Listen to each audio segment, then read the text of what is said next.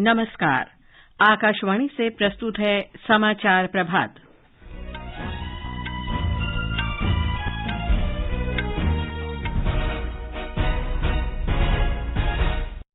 त्रिपुरा विधानसभा चुनाव में भारी मतदान हुआ।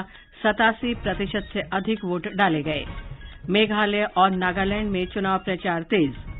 प्रधानमंत्री नरेंद्र मोदी आज नई दिल्ली में इकोनॉमिक टाइम्स के वैश्विक व्यापार सम्मेलन को संबोधित करेंगे।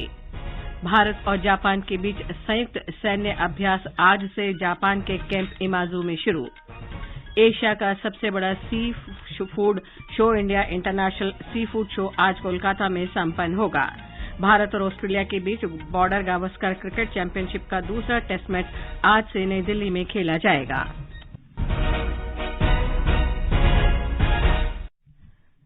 समाचार प्रभात के साथ मैं लवली निगम। त्रिपुरा में 60 विधानसभा सीटों के लिए कल हुआ मतदान कुछ मामूली घटनाओं को छोड़कर शांतिपूर्ण संपन्न हुआ। राज्य में 92% मतदान होने का अनुमान है। मुख्य चुनाव अधिकारी किरण गीते ने आकाशवाणी को बताया कि राज्य के लोगों ने हर बार की तरह इस बार भी चुनाव में सबसे अधिक मतदान की अपनी परंपरा बरकरार रखी है। मेघालय में स्टार प्रचारक और राजनीतिक दलों के वरिष्ठ नेता मतदाताओं को रिझाने में कोई कसर नहीं छोड़ रहे हैं। सभी राजनीतिक दलों के वरिष्ठ नेता प्रचार के लिए दौरे पर हैं। राज्य की सभी 60 विधानसभा सीटों पर 27 फरवरी को मतदान होगा। ब्यौरा हमारे वरिष्ठ नेता और केंद्रीय गृह मंत्री अमित शाह आज पश्चिमी गारो पर्वतीय क्षेत्र में 2 जनसभाओं को संबोधित करेंगे। इधर भाजपा के वरिष्ठ नेता ऋतुराज सिन्हा ने कहा है कि पार्टी राज्य में सत्ता में आती है तो गारो और खासी भाषाओं को संविधान की 8वीं अनुसूची में शामिल करने के लिए कदम उठाए जाएंगे। एनपीपी के नेता मार्केजन मराक और अगाथा संगमा ने गारो पर्वतीय क्षेत्र में कई सभाओं को संबोधित किया। एनपीपी नेता मराक ने कहा कि मेघालय में तृणमूल कांग्रेस का कोई जनाधार नहीं है और चुनाव में पार्टी को भारी पराजय का सामना करना पड़ेगा। धर्मेंद्र कुमार राय, आकाशवाणी समाचार, शिलांग। नागालैंड में 27 फरवरी को होने वाले मतदान के लिए चुनाव प्रचार तेज हो गया है। भारतीय जनता पार्टी के स्टार प्रचारक केंद्रीय कानून और न्याय मंत्री किरेन रिजिजू, केंद्रीय बंदरगाह, नौवहन और जल मार्ग और आयुष मंत्री सर्बानंद सोनोवाल और भाजपा के राष्ट्रीय महासचिव बीएल संतोष आज राज्य के विभिन्न भागों में प्रचार करेंगे। प्रधानमंत्री नरेंद्र मोदी आज नई दिल्ली में इकोनॉमिक टाइम्स समूह द्वारा आयोजित वैश्विक व्यापार सम्मेलन को संबोधित करेंगे। 2 दिन के इस सम्मेलन का विषय है लचीलापन, प्रभावी और प्रभुत्व। टाइम्स समूह प्रत्येक वर्ष वैश्विक व्यापार शिखर सम्मेलन का आयोजन करता है। शिखर सम्मेलन में विचारक, नीति निर्धारक, शिक्षा विशेषज्ञ और व्यापार विशेषज्ञ भाग लेते हैं और महत्वपूर्ण आर्थिक चुनौतियों का समाधान ढूंढते हैं। बैठक में 40 सत्रों में व्यापार जगत के 200 से अधिक विशेषज्ञ भाग लेंगे। गुजरात में आज से सुजलाम सुफलाम जल अभियान का 6ठा चरण शुरू होगा। मुख्यमंत्री भूपेंद्र पटेल गांधीनगर के खुरज में इस राज्यव्यापी अभियान का शुभारंभ करेंगे। अभियान का उद्देश्य भूजल स्तर को ऊपर उठाना है और वर्षा जल का अधिकतम उपयोग करना है। ये अभियान 31 मई तक चलेगा। राज्य भर में झीलों को गहरा करने, पुराने बांधों और जलाशयों को सूची में शामिल करने, नए बांधों, तालाबों के निर्माण, नहरों की सफाई के लिए विभिन्न विकास कार्य किए जाएंगे। प्रधानमंत्री नरेंद्र मोदी ने कहा है कि जल जन अभियान ऐसे समय में शुरू किया जा रहा है जब पूरी दुनिया में पानी की कमी को भविष्य के संकट के रूप में देखा जा रहा है। प्रधानमंत्री ने कल राजस्थान के सिरोही जिले के आबू रोड में जल जन अभियान का वर्चुअल उद्घाटन करते हुए कहा कि 21वीं सदी की दुनिया पृथ्वी पर सीमित जल संसाधनों की गंभीरता को महसूस कर रही है। उन्होंने कहा कि भारत की विशाल जनसंख्या के कारण जल सुरक्षा हमारे लिए एक बड़ी चुनौती है। प्रधानमंत्री ने सदियों पुरानी परंपरा का उल्लेख किया जिसमें जल संरक्षण को बढ़ावा दिया जाता था। हम जल को देव की संज्ञा देते हैं, नदियों को मां मानते हैं। जब कोई समाज प्रकृति से ऐसे भावात्मक संबंध जोड़ देता है तो विश्व जिसे सस्टेनेबल डेवलपमेंट कहता है वो उसकी सहज जीवन शैली बन जाती है। इसलिए जब भविष्य की चुनौतियों के समाधान खोज रहे हैं तो हमें अतीत की उस चेतना को पुनर्जागृत करना होगा। नमामि गंगे अभियान का उल्लेख करते हुए प्रधानमंत्री ने कहा कि इससे न केवल गंगा बल्कि उसकी सभी सहायक नदियां भी प्रदूषण मुक्त हो रही हैं। कैच द रेन अभियान पर प्रकाश डालते हुए प्रधानमंत्री ने कहा कि गिरता भूजल स्तर भी देश के लिए बड़ी चुनौती है। उन्होंने कहा कि अटल भूजल योजना के माध्यम से देश की हजारों ग्राम पंचायतों में जल संरक्षण को बढ़ावा दिया जा रहा है। ये समाचार आकाशवाणी से प्रसारित किए जा रहे हैं।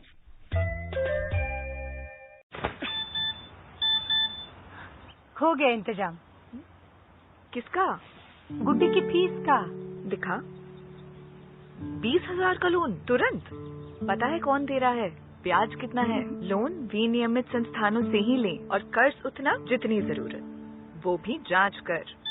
हो गया इंतजाम। पगार एडवांस में भेजिए।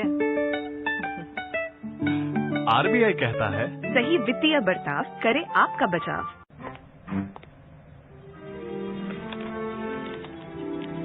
इतनी जल्दी पैसे डबल? ओ, जमा करोगे तो फिर भुगतोगे। चलो, ऐसी लुभाने वाली स्कीम में पैसे जमा करना यानी धोखे की संभावना, इसलिए पहले पूरी जांच, उसके बाद पैसे जमा, नहीं तो आपके पैसे हो जाएंगे पुर्र। आरबीआई कहता है जानकार बनिए, सतर्क रहिए। खुजली झटपट दूर करे जालिम लोशन, वही नाम वही काम, कुछ भी नहीं बदला। चर्म रोगों का दुश्मन लालिम लोशन। समाचार प्रभात में आपका फिर स्वागत है। 5 दिन चलने वाला एरो इंडिया शो का आज बेंगलुरु में समापन हो जाएगा। इस विशाल कार्यक्रम में 98 देशों ने हिस्सा लिया। देश और विदेश से 73 मुख्य कार्यकारी अधिकारियों, 32 देशों के रक्षा मंत्रियों और 29 राष्ट्रों के वायु सेवा प्रमुखों ने अपने भारतीय समकक्षों के साथ बैठकें की और अधिकारियों के साथ विचार विमर्श किया। एरो इंडिया शो के दौरान विभिन्न देशों ने अपने उपकरण तथा साजो सामान का प्रदर्शन किया। भारत ने 115 स्वदेशी कंपनियों के भागीदारी में देश में ही निर्मित 227 उत्पादों को प्रदर्शित किया। भारत का हल्का युद्धक विमान तेजस मार्क 1 इस कार्यक्रम के दौरान आकर्षण का प्रमुख केंद्र रहा। एक रिपोर्ट।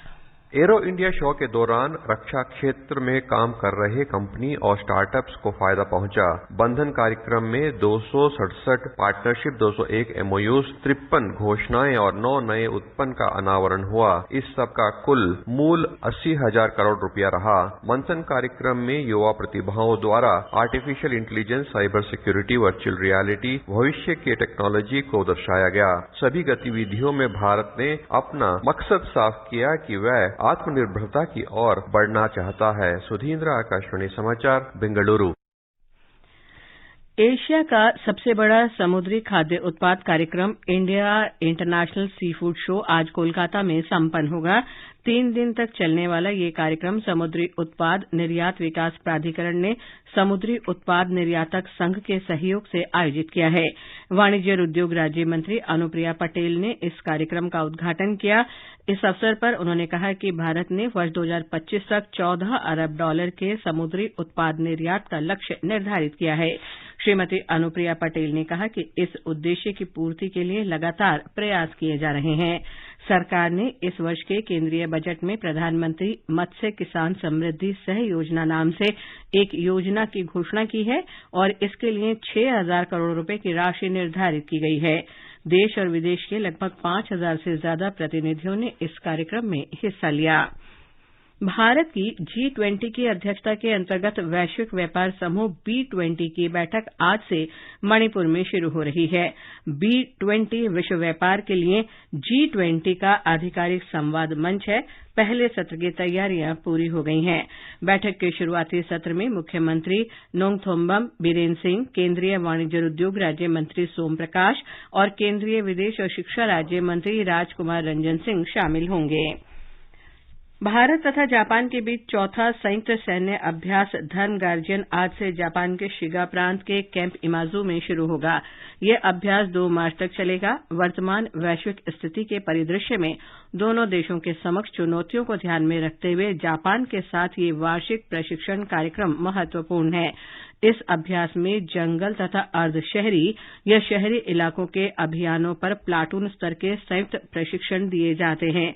इस वर्ष इस अभ्यास में भारतीय सेना के गढ़वाल राइफल्स रेजिमेंट के सैनिक और Japan ground self defence force की मिडिल आर्मी भागीदारी कर रहे हैं। दोनों देशों के सैनिक अपने अनुभवों का साझा करेंगे।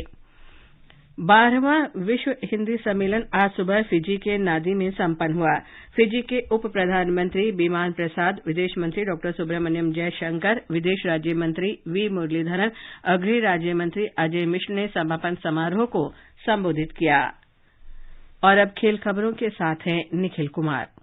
भारत और ऑस्ट्रेलिया के बीच बॉर्डर गावस्कर ट्रॉफी का दूसरा क्रिकेट टेस्ट मैच आज से दिल्ली के अरुण जेटली स्टेडियम में खेला जाएगा। भारतीय टीम पहला टेस्ट मैच जीतकर श्रृंखला में 1-0 से आगे है। भारत जहां लगातार दूसरे मैच में भी जीतने की कोशिश करेगा, वहीं ऑस्ट्रेलिया का इरादा श्रृंखला में बराबरी करने का होगा। पहले मैच में भारतीय स्पिनर गेंदबाजों का दबदबा रहा। आर अश्विन ने 8 जबकि रविंद्र जडेजा ने 7 विकेट लिए थे। उधर महिला 2020 क्रिकेट विश्व कप में भारत का अगला मुकाबला कल इंग्लैंड से होगा। ये मैच दक्षिण अफ्रीका के सेंट जॉर्ज पार्क में भारतीय समय के अनुसार शाम 6:30 बजे से खेला जाएगा। इससे पहले भारत ने अपने शुरुआती दोनों मुकाबले जीते हैं और भारतीय टीम जबरदस्त लय में दिख रही है। भारत ने अपने पहले मैच में पाकिस्तान को 7 विकेट से शिकस्त दी, वहीं दूसरे मुकाबले में वेस्टइंडीज को 6 विकेट से हराया था। बैडमिंटन में स्टार शटलर पीवी सिंधु और एचएस प्रणॉय ने अपने अपने सिंगल्स मैच जीत लिए हैं। कल दुबई में मलेशिया को हराकर दोनों खिलाड़ियों ने Asia mixed team badminton championship के क्वार्टर फाइनल में जगह बना ली। महिला सिंगल्स में पीवी सिंधु ने लिंग चिंग वोंग को 21-13, 21-17 से हराकर भारत को 2-0 की बढ़त दिलाई।